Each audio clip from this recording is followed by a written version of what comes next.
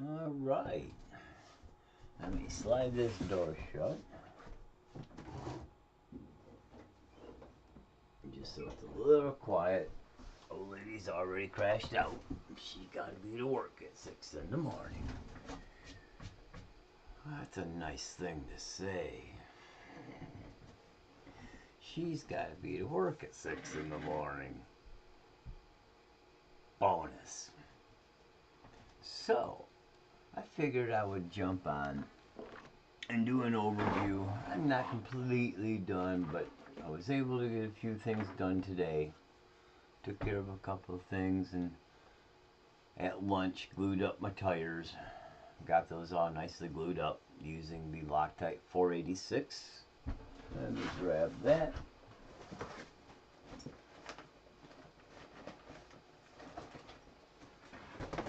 Now with the Vitabond spoked wheels in the stock LOSI tires, I used the Loctite 426. And this worked out pretty good. Fairly thin, not too thin, but pretty thin. Was fairly easy to apply. Had to add it twice in a couple spots. It's not 486, it's 480.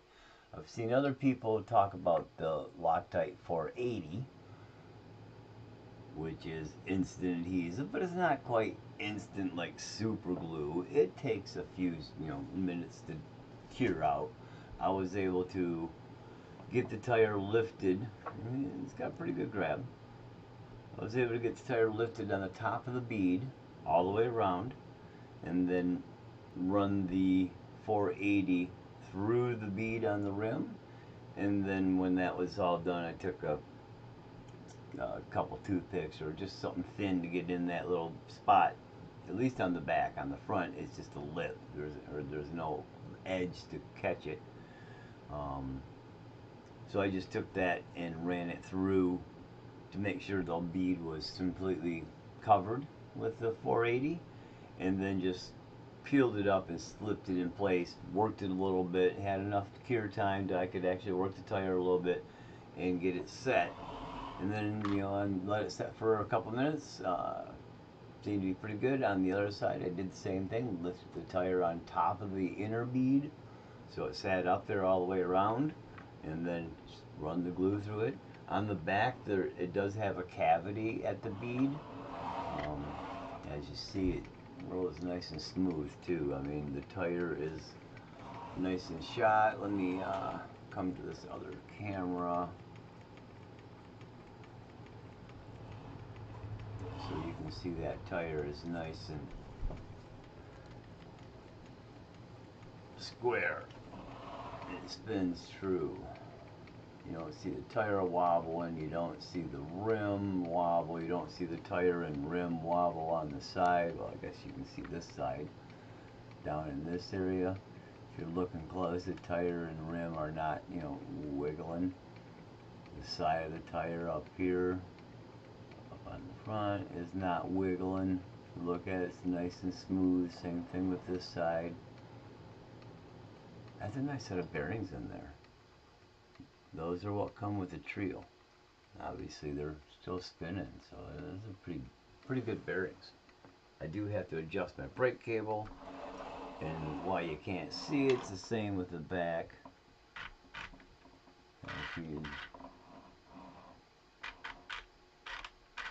Nice and even all the way through.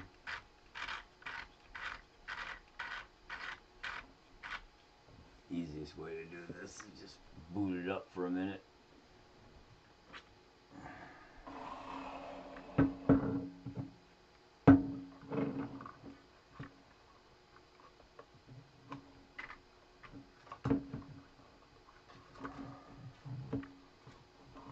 It is a little tricky to get these plugs in, no doubt.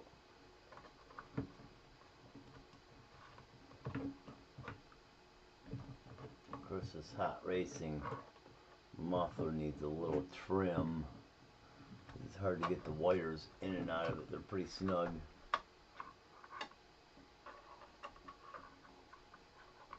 In the inside slot there where you slide the wires in the exhaust pipe.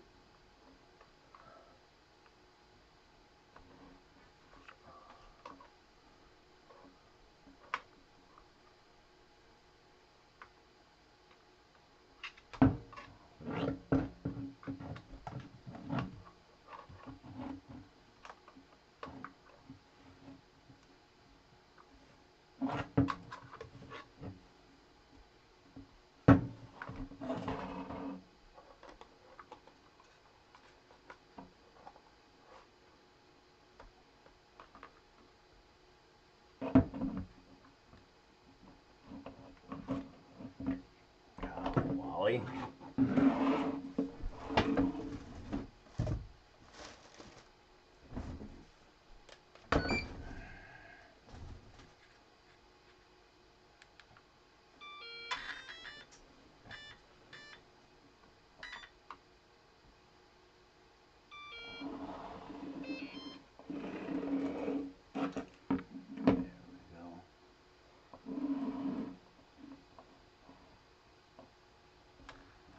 Now you'll be able to see it good.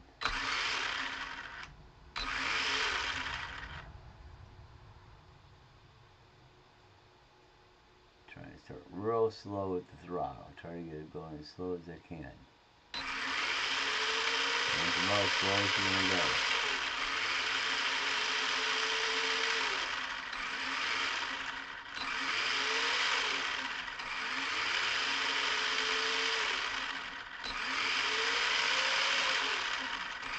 Yeah, you can see the road is real smooth, real clean down here. If you check the spacing right here at the tire and the rim, you see no wiggle, no wobble, no side to side.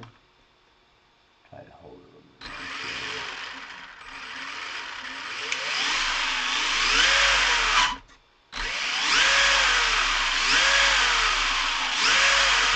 bit. Tire only minimally grows if you look.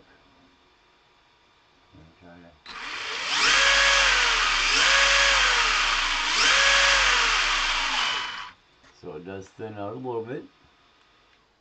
Not much. Grows just a smidge. Not much. Foams feel good. Soft.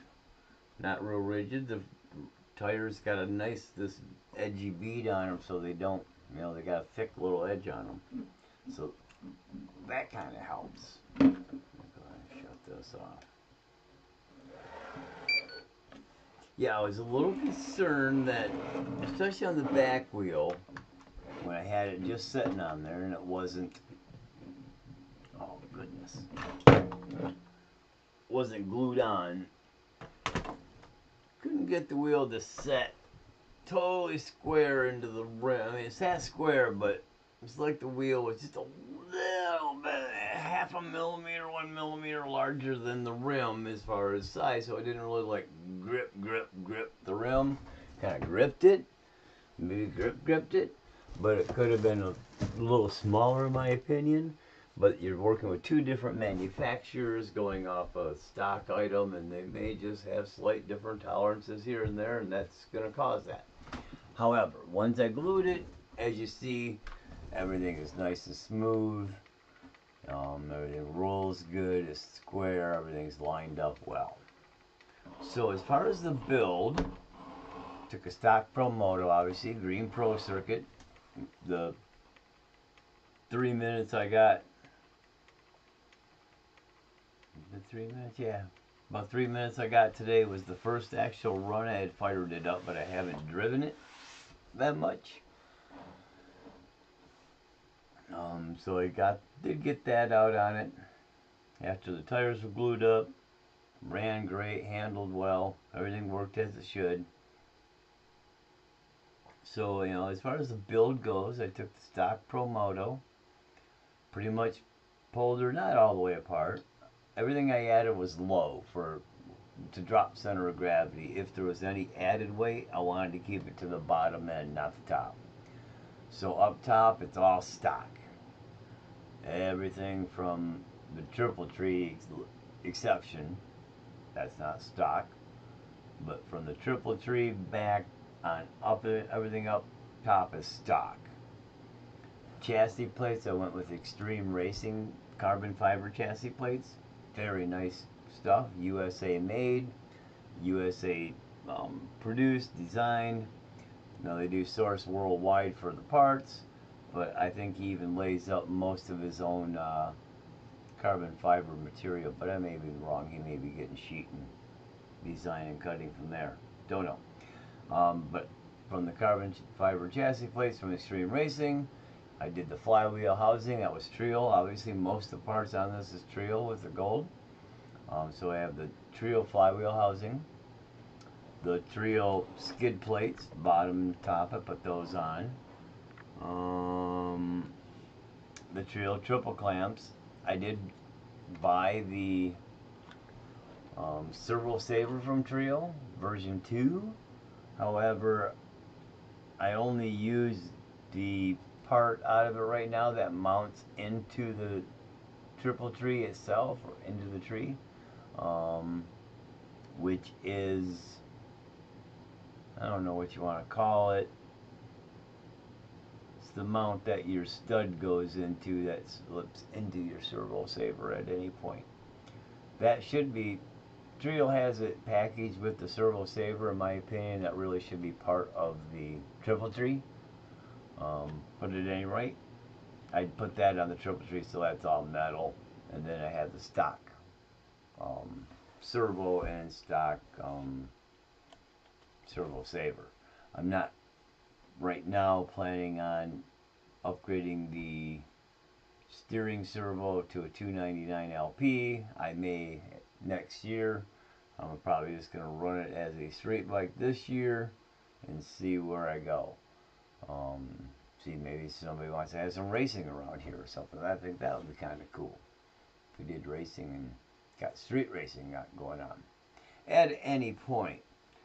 So, skid plates, flywheel housing. Obviously, we have the swing arm, the Trio brake caliper for the rear, and the brake. That's all metal, so much more scale. Of course, it's a faux setup, but Trio hubs front and back. Of course, the Trio carbon fiber rims, which for me is a straight rim. I wouldn't want to use these dirt, though. They'd probably hold up and take the beating just right. They're a really nice looking rim. That's why I chose them for the street setup. Plus, with the carbon fiber, that's a nice little touch. It cuts a little bit of weight, cuts a little bit of that rotating mass. So that was a kind of a bonus. And on a street bike, I thought that was going to be kind of important too. And then, of course, the fan cover, or I'm sorry, gear covers is Trio. Chain guard is Trio over here. Let's see. Titanium knuckle pins, hinge pins for the swing arm knuckle. I just topped off the shock with some oil. I really didn't change nothing in there, except I did add the LOSI aluminum cap and bottom cap, obviously. Trio foot pegs. And I'm using just the foot peg itself. I'm not using the peg that goes into the boot, the riser peg. Hot racing exhaust back here. Let's take a peek. I think that is it. Using the stock knuckle. Of course, the Trio swing arm is the adjustable swing arm, so we move to the front. Of course, we've got the triple tree, as I mentioned before, the rim. Sprocket over here on the back. Trio. The Trio titanium front brake disc. Trio lugs. Trio brake caliper. LOSI titanium fork lugs. Or the fork lugs, and then you got the front fork housing, or wheel lugs. Wheel lugs and fork lugs are the titanium part. I also have the LOSI titanium axles, so I got all three of the titanium parts from LOSI. Let's see, of course, the hubs back and forth. GPM bearing housings that go into the chassis plates. Instead of using the stock plastics, I seen the GPMs and bought those. Trio brake mount and Reese 179 Smart micro servo with the GPM brake servo horn. Let me see. Of course, I did the same with the front forks. I didn't change any oil in them. I just topped them off and bled everything right. And I think that's all I've got on this. Like that's not enough, but quite a bit, literally. I got to adjust the brake cable. I need to get a sheath for the brake cable sheath. Unfortunately, these cable sheaths are weak. They allow too much flex of the cable. So what I did on the Mako, do the side. For a minute. Bring out Mr. Magoo. His mighty Mako is, I had some clear aileron tube from an old plane, and I might go out and see if I've got some more of this. But it was large enough ID that it just fit. I had to actually lube the cable a little bit to get it to slide all the way through, because it was that snug. But that alone made a huge difference in how well the front brake worked. Not to mention the caliper, which is also a Trio on this, but that made a huge difference on this. Now on the Mako, I haven't done much, but I've done some things. Trio hubs, Trio lugs, LOSI titanium axles, LOSI titanium fork lugs,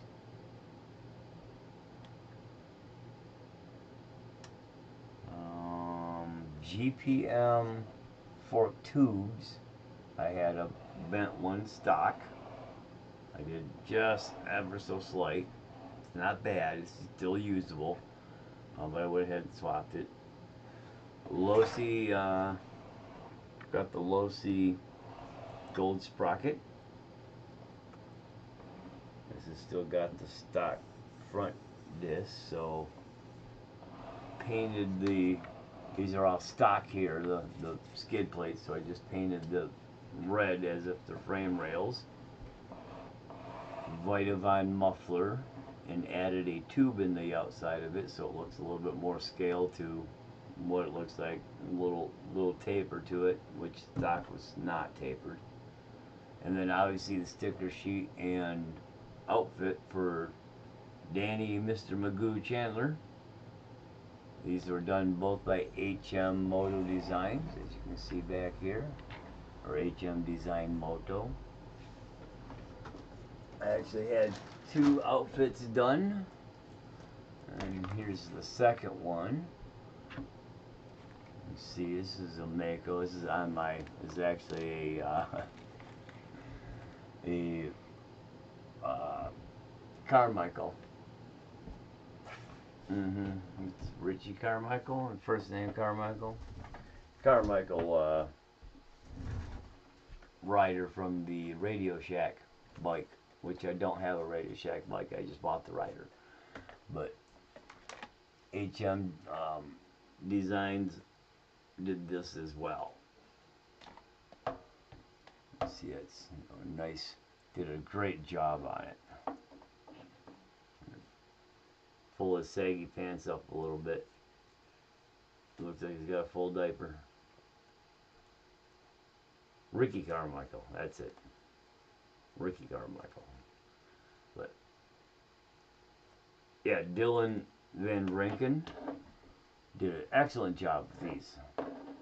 He does actual one-to-one moto items, and I sent him some pics of what I was looking for, and he did the kind of, if you will, a home team and away rider outfit for me. I've been riding the home team one.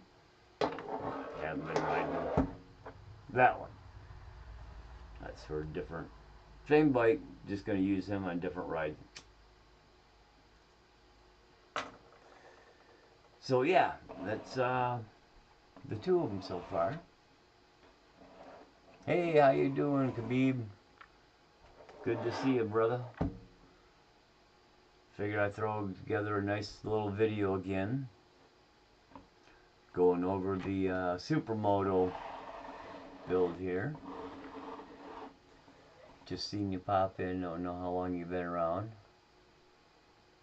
Thanks for showing up and joining.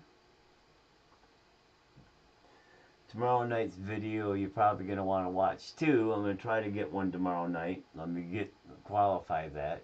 I might be whooped. But I'm going to try to jump on at 10 o'clock my time again, 10 o'clock p.m. my time, and do another 1 hour, hour and a half video. Putting on some stickers on another sheet. I'm looking at a guy who's got another bike for sale. I don't think I'm going to get it because I got other things I got to take care of right now. But the price is good. He's only asking $350. Only been ran a few times, and he's on the other side of the state. And that's the key. Other side of the state's 2.5 hours away, one way. He'll meet me for $50. For that same $50, I can drive to his place and back, and still have gas. It's just that, like I say, I got other things I got to take care of. Unless I sell something. If I sell 1 or 2 items, then yeah, I might just let her go. You might have to go away somewhere. But yeah, so I've been going over this. Now what I want to do, like I say, I got to adjust the brake cable. It's got a little extra slack in it right now. And then turn around and put on the, find a aileron cable or some cable that's going to, you know, cover my brake sheath cable and strengthen it up. And then turn around. Oh, one thing to note, the Reese micro servos, they are deeper than the stock servo. So it won't set all the way in. You have to use about 4 millimeters, maybe 8 millimeters of spacer. It pushes being a taller servo, it by about 1/4 inch. Of course, it lifts the servo up. And I think they're actually 4 millimeters of spacer. I got two 2 millimeter spacers I put in there, and a small washer. That is pretty cool. I like those hot racing mufflers.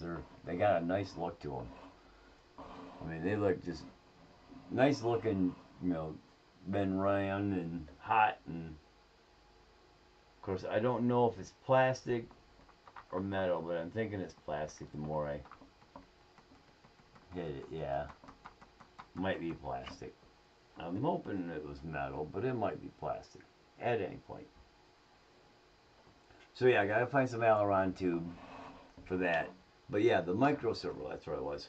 When you're mounting the Reese servos, I used the trio servo mount. It's made for the stock servo. Vitavon has the stock servo brake mount, but they also just made and released a brake mount for the Reese micro servos. So if you get the Reese Micro 99, or as I went with the 179 Smart Micro Servo, you'll either want to get some spacers. I got to use aluminum spacers and a small thin washer, or you'll want to get some get the Vitavon brake mount, which about the same cost as the Trio. Has to come out of China. Unless somebody in America has it. And there are some people in America. I've seen a guy on eBay in Detroit area has Vitavon stuff and some bike stuff. So I don't know if he had the servo mount or in what color if he did. Because they do offer them in all the colors. Of course I went pretty much black on the servo mount and then gold on all the exposed stuff. So that's one thing to pay attention if you guys ever do upgrade your brake servo to a taller digital high-speed quality brake servo. It doesn't do stoppies yet. When I was running for a few minutes, it did stop really good. I mean, within full speed, you know, full tilt from to full stop in about 8 feet. So the whole thing is right, stops right on down. So that's a cool thing. But once I adjust the servo with that 179 Smart running at 6 volts, that's what the ESC BEC is set at, is 6 volts. Might be 7 too. I'm gonna have to double check that. I gotta double check that the stock steering servo could handle that. But I believe it's set at 6 volts. I believe it would still do stopping. So at 6 volts, it's probably giving about 125, 130 ounce inches. Maybe a little less than that. So triple what the stock servo gives. So that. Anyways, yeah, oh, black plastics, obviously. Did all black plastics. Now the theme I was going for, which if I'm able to complete it, and I'm saying that now after realizing that my new rider is too small.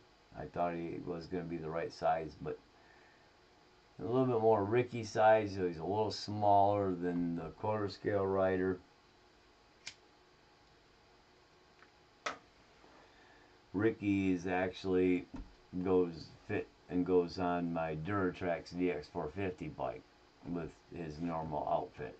I just got this on him for shits and giggles. So yeah, that's pretty much what I've done for this. I don't think I'm gonna need much more, even if I turn around and go, you know, into dirt, which probably after this year I will. Theme, I'm going to try to see what I can do. There's a possibility I can still pull off what I want to do to make that theme work. I'm just going to have to do a little bit more research and find the right size rider to use. And then be able to model over and make it work on the bike. Because obviously I'm not going to use this rider. He's much too stiff. I need something a little bit more posable. Ricky's not bad. He's still, again, not quite the right size and still a little stiff. But I could work on that. However, I think a more accurate action figure type character would work better. So now it's just a matter of finding the right one. I know I can find the quarter scale size. It's just a matter of, can I find something that would work for what I want to do.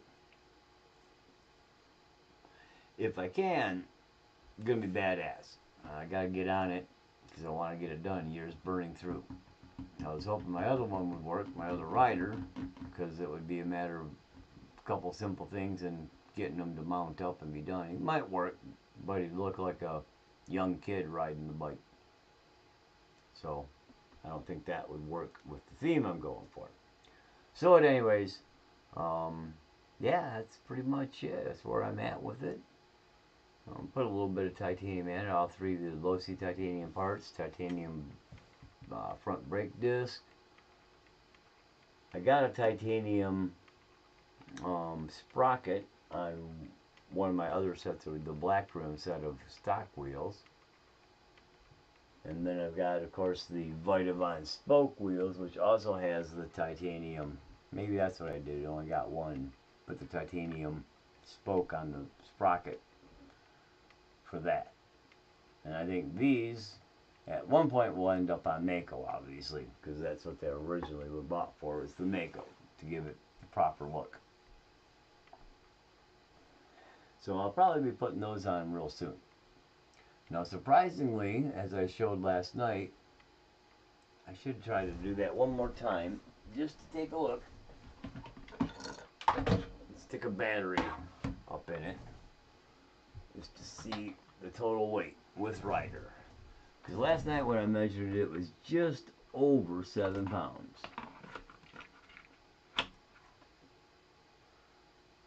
Now, let me do this.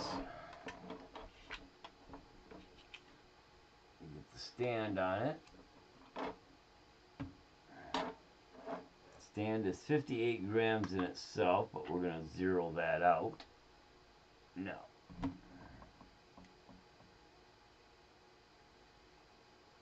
4,152 grams, 9.156 pounds, so about a pound heavier. So it did add a little bit of weight with the extra aluminum. Even though I added a little bit of titanium, it ain't going to take that much weight off. Shave a little bit. So it's 9.158, somewhere in there. 146.53 ounces.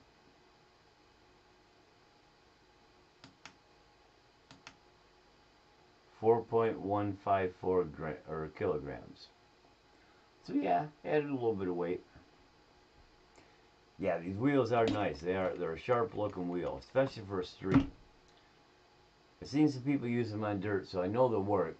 I just don't like the look of it for dirt. That's a street wheel by any measure of biking rims. That's a street wheel.